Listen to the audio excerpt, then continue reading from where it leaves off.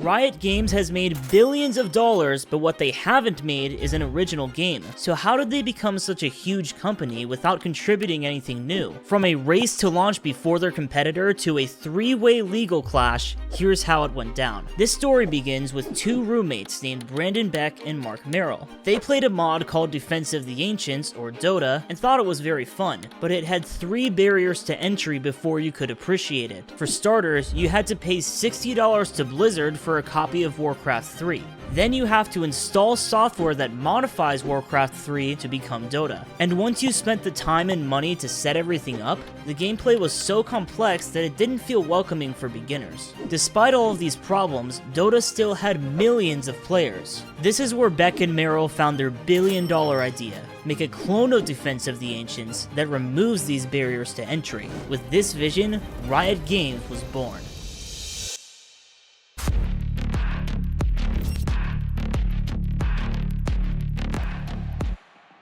Beck and Merrill raised $1.5 million from their families and angel investors. Since they weren't developing the game themselves, they needed to recruit people who would help them do it for cheap. So they went back to the college they graduated from and held a tournament for Defense of the Ancients. But this tournament had a secret goal: to give Dota players their dream job and get them to work for cheap. This is how they found Paul Beleza and Jeff Jew, who were hired as quality assurance interns. Cheap labor is great, but what they really needed was a capable programmer. So they found Guinzu, the most qualified developer who previously worked on Dota, and yoinked him out of his job at Best Buy. After rounding out the team with a few artists, they were ready to get cooking. Riot wasn't making an original game, but they were making an original business model. The Defense of the Ancients economy was super backwards. People were paying $60 to access Dota, but none of that was going to its developers. Instead, this money went to Blizzard since they published the game that Dota was built on. It would be better for everyone if Dota could be played for free and its developers were somehow making money. This was too good to be true, until everything changed with horse armor.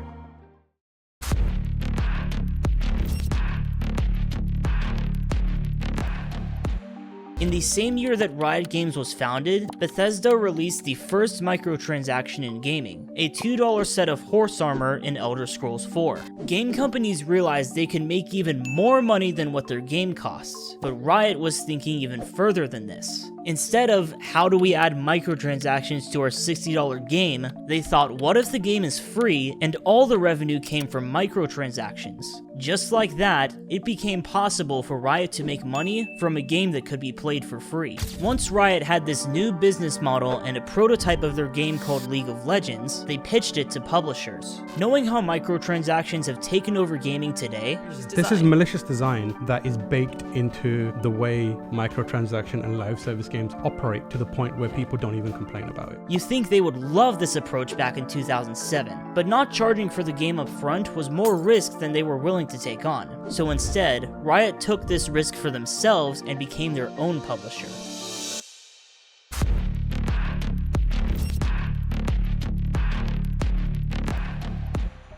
Beck and Merrill spent their time raising $7 million in venture capital, which was just enough money to push this thing into beta. But then, a new challenger appeared, S2 Games, who was also trying to recreate Defense of the Ancients. Their version, called Heroes of Newerth, actually looked better than Riot's. Both games went into open beta at the same time, and Heroes of Newerth had more players. It was not looking good for Riot, until S2 Games revealed that Heroes of Newerth would have a $30 price tag. Big mistake. When people realized that League of Legends was going to stay free, everyone flipped to support League. If Riot had waited a couple more months to push their game into beta, League might have flopped and Riot would go bankrupt. Everyone would have already bought Heroes of Newerth, leaving no incentive to switch to League.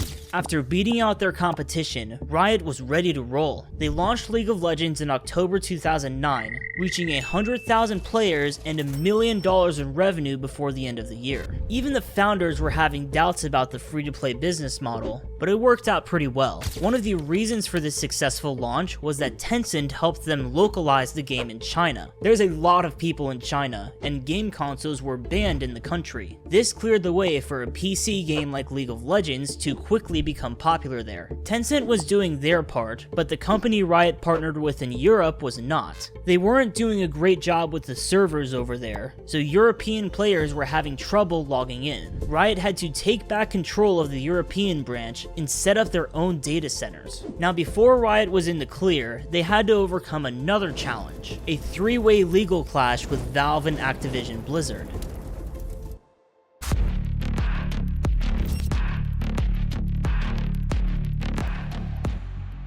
Valve wanted to make a direct sequel to Defense of the Ancients, so they hired its current developer named IceFrog and its first developer called Yule. Then, Valve announced the sequel and filed a trademark for it. The problem is, Guinsoo had the rights to Dota All-Stars LLC, and he transferred them to Riot upon joining the company, so they filed a counter-trademark. Riot said that Dota should belong to the community that made it, but I don't believe this was the reason they wanted to stop Valve from making Dota 2. It's more likely that they didn't want a serious company like Valve to make a competing product. Blizzard acquired the rights to Dota All-Stars from Riot and took over the trademark challenge. They wanted to make a similar game called Blizzard All-Stars. Blizzard got complacent when everyone was buying Warcraft 3 to play Dota, so they fell behind in the race to make a standalone game. In the end, Valve was able to use Dota commercially, while third parties could use it non-commercially. Blizzard even had to remove Dota from their games, even though Dota started as a mod for one of their games.